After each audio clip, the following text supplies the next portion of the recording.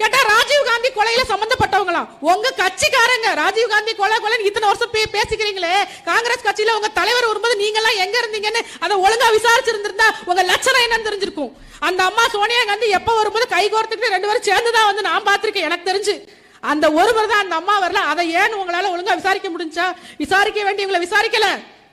குற்றம் சாட்டப்பட்ட 30 வருஷத்துக்கு மேல வச்சு நீ உள்ளேயே வச்சு சாதிச்சிருக்கீங்க, விடக்கூடாதுன்னு.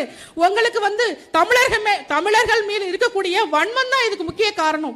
இதுக்கு இந்திய கட்சிகளும் துணை போகுது, இங்க இருக்கக்கூடிய திராவிட கட்சிகளும் துணை போகிறது. நாமெல்லாம் ஒன்னா நின்னு இங்க சாதிக்கலன்னா எங்க போய் சாதிக்க போறோம்? நாம பேசலன்னா நம்ம அண்ணன்களுக்காக யார் பேசுவா? எது எப்படி இருந்தாலும் சரி, நாங்க வந்து ஓய மாட்டோம். நாம் தமிழர் பிள்ளைகள் எடுத்து வச்ச அடியில இருந்து பின் வாங்குறதா சரித்திரமே இல்ல. நீங்க NIA வச்சு சோதனை போடுங்க, எந்த ஐஏ வச்சு சோதனை வேணாலும் நீங்க போட்டுக்கங்க.